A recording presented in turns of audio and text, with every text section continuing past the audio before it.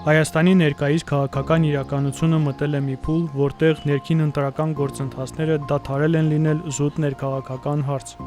Սա նշանակում է, որ ներքին եւ արտաքին դերակատարները գործընթացներին նայում են աշխարհաքաղաքական ակնոցներով, ինչն էլ իր հերթին ծնում է քաղաքական պայքարի նոր ու վտանգավոր գործիքակազմ։ Եթե Նիկոլ Փաշինյանը սահմանադրական մեծամասնություն չստանալու դեպքում իրական պատերազմ է կանխատեսում, ապա Սամվել Կարապետյանը պնդում է, որ իշխանության վերարտադրման դեպքում Հայաստանի ու Ռուսաստանի միջև կլինի տնտեսական պատերազմ։ Խոսքը ուղիղ գնում է պատերազմների մասին եւ դրա մասին քննարկումները դառնում են սովորական քաղաքականության մաս, դա բնավ նորմալ չէ եւ ոչ մի կերպ չի կարող դրական ազդեցություն ունենալ ժողովրդավարական ազատ հիմնավոր բանավեճի քննարկումների եւ դրա հիման վրա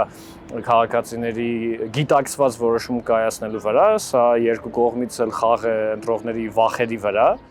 Քաղաքագետ Տիգրան Գրիգորյանի կարծիքով ներքին բոլոր հիմնական դերակատարների կողմնորոշումը հստակ երևում է։ Բոլոր արտաքին դերակատարները ևս ունեն իրենց նախապատվությունները։ Եվրամիության եւ Միացյալ Նահանգների համար հստակ է, որ պետք է աջակցել վարչապետ Փաշինյանին, որովհետեւ նրանք շատ գործընթացներ կապում են հենց նրա վերընտրվելու հետ, մասնավորապես եթե խոսում ենք Միացյալ Նահանգների հետ,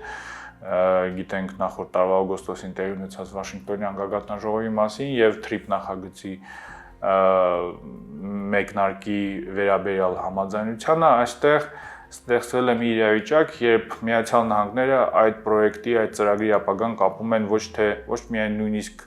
մեկ քաղաքական ուժի հետ, այլ երևի մեկ քաղաքական գործի հետ։ Գրիգորյանը կարծում է, որ այստեղ կա նաև ընդդիմության բացթողումը, որը սուր քննադատության է ենթարկել TRIP-ը։ Արդյունքում ձևավորվել են հստակ բևեռներ, որոնք դեմ են նախագծին եւ որը փորձում է այն իրագործել։ Քաղաքագետ Նարեկ Սուքիասյանը կարծում է, որ Արևմուտքը ունի ընկալում, որ Հայաստանի ներկայիս իշխանությունները ավելի ժողովրդավար են,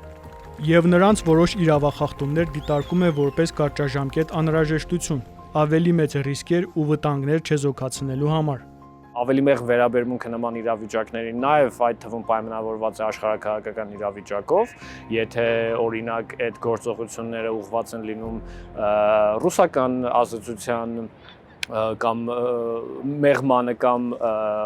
կարևոր չէ հենց դա ռուսական ազդեցությանը վերաբերվում, թե ուղղակի դա այդպես է ընկալվում, հա, այդ դեպքում նույնպես ավելի ներողամիտ կարող է լինել։ Նարեկ Սուքիասյանի կարծիքով Արևմուտքի այս վարկը պայմանավորված է նաև Վրաստանի գործոնով։ Այս տեսակետը կիսում է Գրիգորյանը։ Երբ Վրաստանի իշխող կուսակցությունը կարծես թե որդեգրել է Եվրամիությունից դիստանցավորման քաղաքականություն, դադարեցրել է այն ինտեգրացիոն գործընթացը, որը արկա էր այդ երկրում մինչ այդ, Հայաստանը Եվրամիության համար դառնում է միակ գործընկերը Հարավային Կովկասում, որը ցանկանում է ավելի սերտ հարաբերություններ ունենալ Եվրամիության հետ։ Ադրբեջանը շարունակում է վարել այդ բալանսավորման քաղաքականությունը, այսինքն բոլոր ուժային կենտրոններից հավասար հեռավորություն պահպանելու քաղաքականությունը։ Վրաստանը, ինչպես նշեցինք, հակառակ ուղղությամբ է գնում եւ Հայաստանը մնում է միայն երկիրը Հարավային Կովկասի, որը փորձում է, ինչպես արդեն նշեցի, Եվրամիության հետ հարաբերությունները սերտացնել։ Ըստ որոշ հետազոտողների Հայաստանի ներքաղաքական կյանքին միջամտելու ռուսական գործիքներից մեկը ապատեղեկատվության համակարգված տարածումն է, կամ ինչպես ընդունված է ասել, հիբրիդային հարձակումները։ Սուքիասյանի կարծիքով ապատեղեկատվությունը աշխատում է պառակտված հասարակություններում եւ չի աշխատում, երբ բացակայում են անհրաժեշտ պայմանները, եւ դրա արդյունավետությունը կերևա ընտրություններից հետո։ Մենք տեսնում ենք, որ սա շատ համեստ արդյունքներ է ունենում, որովհետև այն բացասական վերաբերմունքը, որը ձևավորվել է Ռուսաստանի նկատմամբ 2020 թվականի պատերազմից, 22 եւ 23 թվականի պատերազմներից կամ ռազմական գործողություններից հետո, շատ խորը նստվածք է թողել եւ առնվազն էլ ավելի պրոակտիվ դրական քայլեր են պետք լինելու, քան պարզապես ինֆորմացիոն աշխատանքը այս իրավիճակը փոխելու համար, բայց եթե ոչ բարելավել Ռուսաստանի մասին ընկալումները, սրանք փորձում են թիրախավորել Արևմուտքի մասին բացասական կամ հակառակ վերաբերմունքը, որը ըստ հարցումների հակասական ոչ միանշանակ արդյունք է տվել։ Տիգրան Գրիգորյանը Եվրամիության կամ ԱՄՆ-ի ուղերձները ապատեղեկատվության տարածման հետ նույն հարթության մեջ չի դնում, բայց նշում է, որ դրանք ևս միջամտության ձևեր են։ Երբ օրինակ Եվրամիությունը ընտրություններից 1 ամիս առաջ Հայաստանում կազմակերպում է եվրոպական քաղաքական համայնքի գագաթնաժողովը, դրանից հետո հայտարարվում է, որ տեղի ունենալու պատմության մեջ առաջին Հայաստանի ԵՄ գագաթնաժողովը կրկին ընտրություններից 1 ամիս առաջ, երբ մեծ հաշվով այս բոլոր մտահոգիչ զարգացումներին վերջին տարվա ընթացքում տեղի ունեցող ժողովրդավարական զարգացման տեսանկյունից որևէ արձագանք չկա նույն Եվրամիության կողմից։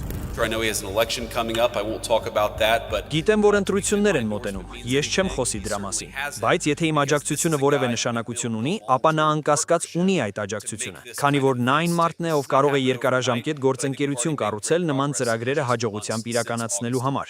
Ամենաուղղակի եւ ուղիղ ակնարկը կարծում եմ փոխնախագահ Վենսին ներառված Հայաստանում, չեմ կարծում դրանից ավելի բաց շեշտադրումներ կտեսնենք, բայց հաճախ հարկավոր չէ ամեն ինչ ուղիղ տեքստով ասել եւ այն տպավորությունները, որոնք կարելի է ստեղծել հանդիպումների, համատեղ նախաձեռնությունների եւ համագործակցության մասին արտահայտվելիս կարող է բնականաբար դրական կամ բացասական ազդեցություն եւ տպավորություն ստեղծել այս կամ այն տեխնացուի շուրջ։ Ըստ Գրիգորյանի վերջին 1 տարում իրավախախտումների ծավալը աննախադեպ է դարձել։ Վառ օրինակներից է, երբ փաստաբան Ալեքսանդր Կոչուբաևին բերման ենթարկեցին ու կալանավորեցին Facebook-յան գրառման համար։ Արձագանքի բացակայությունը իհարկե հարցեր է առաջացնում ոչ միայն ավելի լայն հանրության մոտ, այլ նաև այն մարդկանց մոտ, որոնք համարում են իրենց օրինակ նույն եվրոպական արժեքների կրողներ, որոնք ընդհանուր առմամբ կողմ են Հայաստան-ԵՄ հարաբերությունների խորացմանը։ Սա կարծում եմ շատ անհեռանկար քաղաքականություն է, որովհետև միգուցե կարճաժամկետ կտրվածքով նրանք կարողանալու են ինչ-որ նպատակների հասնել, բայց երկարաժամկետ կտրվածքով դա հսկայական հարված է լինելու իրենց հեղինակությանն ու իմիջին։ Գրիգորյանը կարծում է, որ Ռուսաստանից այդչափ մեծ կախվածությունը նորմալ չէ, եւ հետագայում, ինչպես հաջողվեց դա անել զենքի հարցում, շարունակվելու է Ռուսաստանից կախվածության նվազեցման փորձը։ Սակայն վերջին տարիներին առևտրի եւ տնտեսական փոխգործակցության ոլորտում կախվածությունը ոչ թե նվազել է, այլ ընդհակառակը աճում է։ Ես չեմ կարծում, թե Հայաստանը այսպիսի բարդ աշխարհակաղակական իրավիճակում, երբ նույնիսկ արևմուտքի ներսում լուրջ բախումներ կան, հիմա Միացյալ Նահանգները օրինակ սպառնում են ՆԱՏՕ-ից դուրս գալ,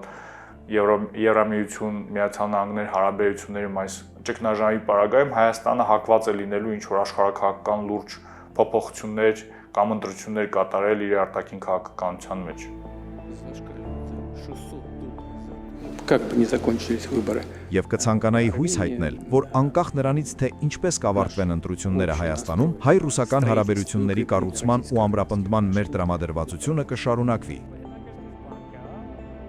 Այն նաև հայտարարությունը, որը հնչեց այդ հանդիպման ժամանակ, այսինքն ով էլ ընտրվի Հայաստանում, Մոսկվան շարունակելու է աշխատել նրանց հետ, նույնպես հեռու չէ իրականությունից, դա նույնպես ակնկալելի է։ Մենք տեսնում ենք, որ այսօր եւս հայ-ռուսական հարաբերությունները ինչքան էլ կենճռոտ, բայց շարունակվում են ինչ-որ փոխշահավետ հունով։ Երկու կողմերն էլ ունեն վերապահումներ, երկու կողմերն էլ դժգոհ են մի շարք բաներից, բայց երկու կողմերն էլ կարծես թե պարտադրված են փոխշահավետ եւ իրենց կարիքներից դրդված համագործակցության մակարդակ ապահովել, հա։ Սուքիասյանը կարծում է, որ ավելի բազմազան խորհրդարան ունենալու դեպքում իշխանությունը ստիպված կլինի գնալ երկխոսության։ Այս պարագայում ներքաղաքական լարվածության մակարդակը կարող է իջնել, սակայն դրա հույսերը մեծ չեն, եւ ամենայն հավանականությամբ կշարունակենք տեսնել այն, ինչ այսօր ենք տեսնում։ Հայաստանի ընտրությունների վրա զգալի ազդեցություն ունեն նաև Ադրբեջանը ու Թուրքիան, ինչը էլ ավելի է սրացնում դրանց աշխարհաքաղաքական բնույթը։ Այս դերակատարների ազդեցությունը ներկայացնելը պահանջում է առանձին անդրադարձ։